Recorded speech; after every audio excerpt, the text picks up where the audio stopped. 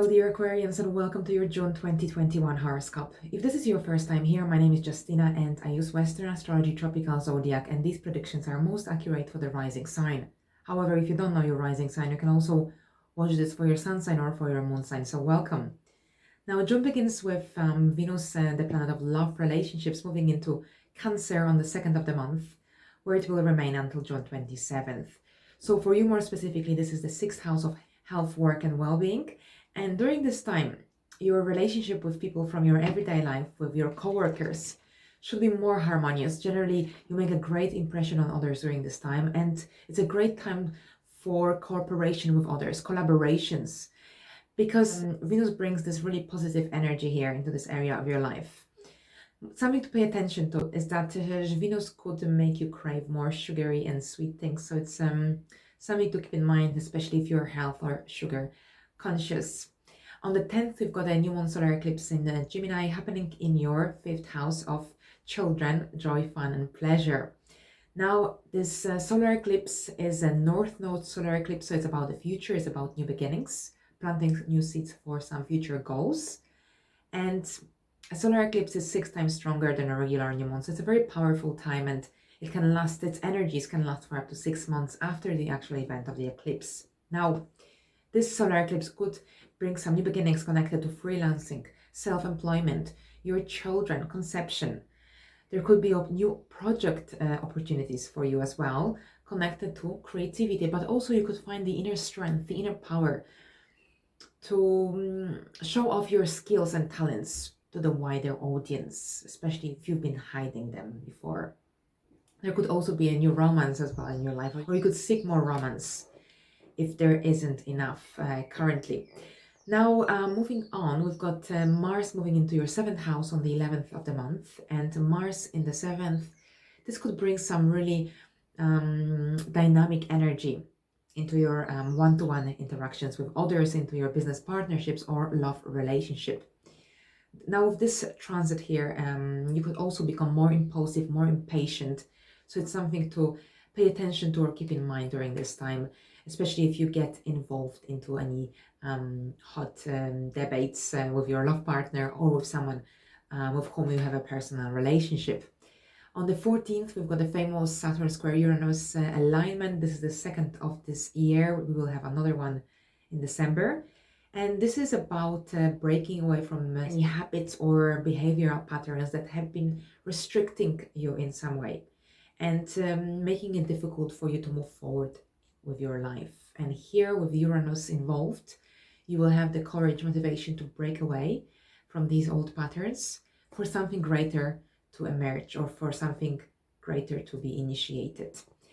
And this is also connected to your home and domestic life. On the 20th, we've got a very big day, because this is when we change the seasons, and also Jupiter will turn retrograde in Pisces and the Sun will move into Cancer. So with Jupiter retrograde in Pisces in your 2nd house of income, resources, self-worth, you might be stimulated to redefine your values, your personal values, but also you might want to re-establish the financial security and stability in your life. So here Jupiter will stay retrograde in Pisces until July 28th, at which point it will move into Aquarius, into your sign. So this is about 4 weeks influence that you will experience here. Now, with the Sun moving into Cancer, into your 6th house, there should be really lots going on in your daily life from that point, from the 2nd part of the month until mid-July. Lots of daily tasks, daily responsibilities, not in a bad way, but generally when the Sun comes into the 6th house, life seems to move at a much faster pace. There could be more projects, more deadlines going on as well, more activity in general. And on the 24th, we've got a full moon in Capricorn happening in your 12th house. So here with this full moon, this is a time of some really deep re-evaluations of your goals, of your life achievements, especially the ones that were accomplished or experienced in the last 12 months of your life, because here you are finishing a 12-month cycle with this full moon. Also, you might become more interested in doing some soul searching through psychology, astrology, numerology, or some spiritual healing as well.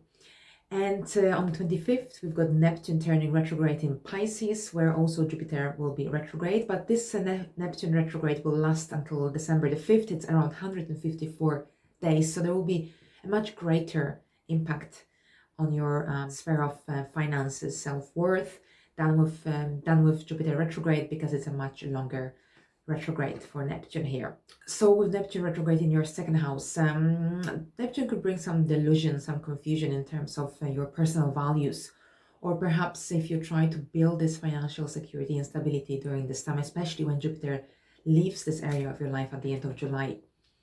Neptune could Neptune could kind of dissolve the ideas that you might create for yourself in terms of the security and financial stability.